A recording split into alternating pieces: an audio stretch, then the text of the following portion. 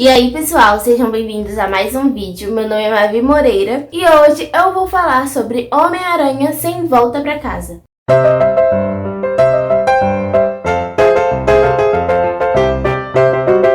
Desde a primeira menção de que esse filme seria feito, ficou mais do que claro que nós, fãs, colocamos muitas expectativas em cima desse projeto. Era a sugestão de personagens que iriam aparecer e no final metade de todos os super-heróis da Marvel dariam uma ponta nesse filme. E não foi isso que aconteceu, mas os que apareceram realmente nos marcaram, mudaram de forma estarrecedora o rumo que o universo da Marvel cinematográfico vai tomar a partir de agora. O filme conseguiu, ao meu ver, utilizar a seu favor e muito bem executado as expectativas que os fãs geraram e o fanservice também. Porque, de certa forma, eles saberiam que, a não ser que eles fizessem algo extremamente decepcionante e horroroso, os fãs passariam sim pano pros defeitos que o filme eventualmente tem. E, na minha opinião, é exatamente isso que aconteceu. Homem-Aranha Sem Volta Pra Casa não é um filme perfeito, mas ele é sim um filme muito bom. O filme se passa logo após os acontecimentos do anterior, na qual o vilão Mistério revela ao mundo inteiro que Homem-Aranha é Peter Parker. Ele então resolve pedir ajuda ao Doutor Estranho para fazer um feitiço para que todo mundo esqueça que ele de fato é o Peter Parker. Não funciona e acaba que ele abre porta para os outros universos, para o multiverso, e outros vilões de versões passadas, versões paralelas do Peter, começam a aparecer e ele vai ter que lidar com todos eles. Não é mais spoiler pra ninguém que os outros dois Homens-Aranhas aparecem no filme. E pra mim, sem sombra de dúvidas, foi a parte que de fato me pegou e eu consegui me render à história do filme. Porém, mesmo com o Andrew e o Tobey lá, esse filme não foi perfeito pra mim e não se tornou o meu filme favorito da Marvel. Pelo simples motivo de que a premissa é muito boa, sabe? A forma com que os vilões são apresentados e como eles são desenrolados ao longo do filme, dando mais enfoque a uns e menos a outros. Nem era essa proposta de dar tempo de tela igual pra todo mundo. Funcionou muito bem do jeito que tava.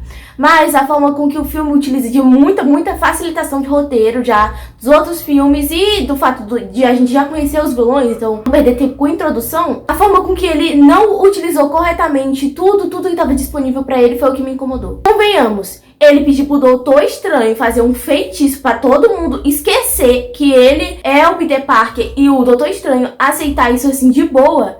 Nunca, sabe? Pelo que a gente já conheceu do Doutor Estranho nos outros filmes e no próprio filme dele, ele não é esse tipo de pessoa assim que vai fazer uma boa ação pra um adolescente qualquer, entendeu? Ele literalmente ia continuar com o discurso de que cada ação tem sua consequência, se levou a isso, ok, você vai ter que lidar com isso. Mas não, ele simplesmente aceita e resolve fazer o feitiço.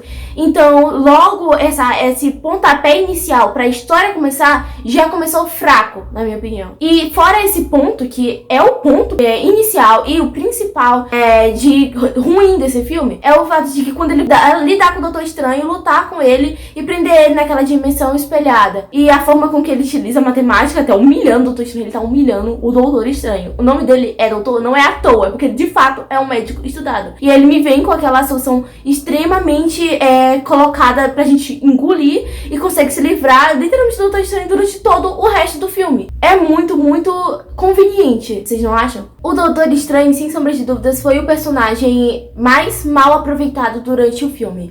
A gente tá todo mundo preocupado com que eles vão utilizar os novos personagens que vão entrar dos outros universos, os Homem-Aranha de maneira convincente. Eles usaram, essa parte tá ok. Mas os personagens da própria linha cronológica não foram bem distribuídos, principalmente o Doutor Estranho. Outro ponto que me incomodou muito foram as piadinhas do filme, principalmente da MJ. Ela, do nada, naquela parte que ela e o Doutor Estranho estão, tipo, trocando farpas. Ela tá, tipo, brigando com o Doutor Estranho, sendo que ele tava tentando ajudar o Peter. Ok, como assim? Não faz o menor sentido ela ficar xingando o personagem que tava ajudando ele. Então, esse tipo de coisa, pra mim, foi minando a qualidade do filme. E em questão de nostalgia e tal, eu assisti a minha infância inteira os filmes dos outros Homem-Aranha. Então, essa parte pra mim tá ok. Eu fiquei muito feliz com o filme e, de fato, eu achei Homem-Aranha Sem Volta Pra Casa um filme muito bom e um entretenimento muito bom. Porém, de forma alguma, eu pude simplesmente virar a cara pros defeitos que o filme tem. E essas piadinhas inconvenientes e realmente sem graça durante o filme foi um desses defeitos, na minha opinião. Para um filme que se propõe a ser o momento em que o Peter Parker do Tom Holland vai de fato passar pela sua mudança de caráter, de vida, cheio de piadinhas durante o desenvolvimento do filme, como se fosse realmente o tom que a Marvel sempre introduz nos filmes dela, os filmes mais legais, né, vamos dizer. Tirando o Ultimato e o Guerra Infinita, que tem um clima de luto por si só, esse filme já era pra estar construindo isso aos poucos.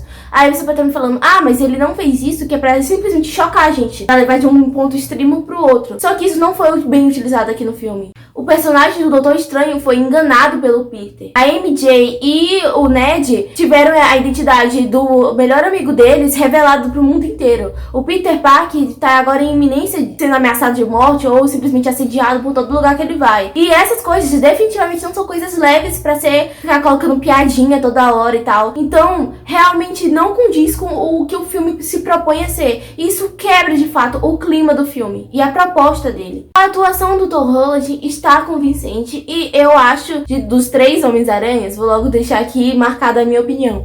Pra mim, ele é o mais fraco dos 3. E isso se refletiu muito bem quando os outros 2, o Andrew e o Tobey, foram introduzidos. Porque tava assim, gritante, não só os tons de cada um dos Peters, mas também a atuação, convenhamos. Depois desse filme, simplesmente todo mundo começou a amar o Andrew Garfield. Ele foi o melhor Homem-Aranha. Eu, na minha humilde opinião, fui falar... Sério que vocês só perceberam isso agora? O jeito que ele se emociona quando vai salvar a MJ, que infelizmente ele salvou ela... Deixa aqui esse meu parêntese. A forma com que ele se emociona, se lembrando da Gwen e tal. Dá pra ver nos olhos dele, na cara dele, na gesticulação dele, que todo aquele sentimento que ele tava de tristeza, de luto, é simplesmente genuíno. Não é de maneira forçada. Ele não teve que colocar um cristal chinês pra começar a chorar. Não, ele de fato se emocionou. E ver quanto Tom Holland se esforça pra chorar na cena que a Tia May morre. Pra mim, já tem aí a diferença gritante de atuação dos dois. Os efeitos especiais dispensam a apresentação. Estão, sim, muito bem feitos e colocados com a qualidade no máximo que a Marvel consegue fazer. Porém, a física, literalmente, ainda me atrapalha muito pra me convencer 100% nas cenas de ação. Porque eles pulam... Demora muito pra eles caírem de uma maneira nem um pouco natural. Então quebra esse clima naturalista e convincente que o filme de fato se propõe a ser. Mas, tirando esse meu cri-cri, realmente estava excelente. A trilha sonora composta, com certeza, pelos melhores sonoplastas que existem, realmente sempre é impecável e consegue conduzir muito bem o tom de cada cena e nos acompanhar e nos fazer chorar, né? Na minha humilde opinião, o personagem dos vilões, da gama dos vilões que eu mais gostei de ver, foi o Homem-Aranha e o Duende Verde. Parêntese pro Duende Verde, a importância que ele tem no filme, pra mim não foi também muito bem aproveitada, porque a cena ridícula do Homem-Aranha, tipo, esperando quando ele vai atacar o Duende Verde e tal, e um tendo que convencer o outro. Ok, aquela cena é simplesmente linda do Tobey mostrando pra ele que a violência não é o caminho, mas da parte do Tom Holland, a direção da cena, daquela cena mais pro final mesmo, diante dele atacar o Duende Verde, pra mim toda a direção daquela cena da estética não foi nem um pouco legal. Eu achei que a direção pecou muito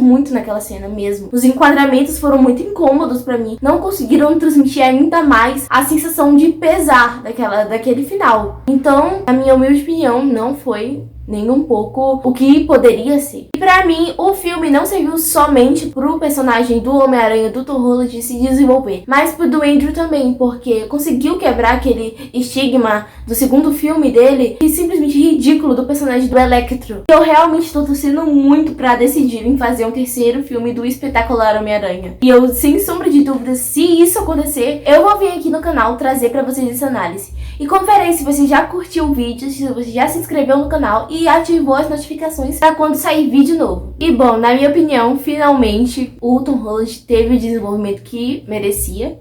Ele finalmente tá como um personagem mais sério e com a carga dramática que o Homem-Aranha requer. E deixou de ser um Homem-Aranha TikTok, como a maioria das pessoas que não gostam da atuação dele chamam ele. E pra mim, agora realmente ele pode ser desenvolvido nos futuros filmes com uma seriedade que eu realmente espero que a Marvel tome e vai introduzindo aos poucos na maioria dos filmes. E pare de ser considerado, em relação a DC, uma empresa simplesmente coloridinha, com todos os personagens extremamente felizes o tempo todo, mesmo quando eles devem estar tristes, do que Porque comparado com a DC, que é sempre, dizem, né, sempre sombria e tal. Então, pra mim, ambas empresas têm a capacidade de trazerem momentos leves e ambas empresas têm a capacidade de trazerem momentos bem mais pesados, como esse mereceu. Então, pra mim, a conclusão do Homem-Aranha, de fato, é zerar a mente de todo mundo que conhece ele. Foi muito, muito assertiva e eu gostei muito do final. Qual foi a sua reação enquanto você estava assistindo Homem-Aranha no cinema? Deixa aqui embaixo nos comentários, se inscreve no canal, compartilha o vídeo para seus amigos e até uma próxima análise. Minha nota para Homem-Aranha Sem Volta Pra Casa é 3 estrelas.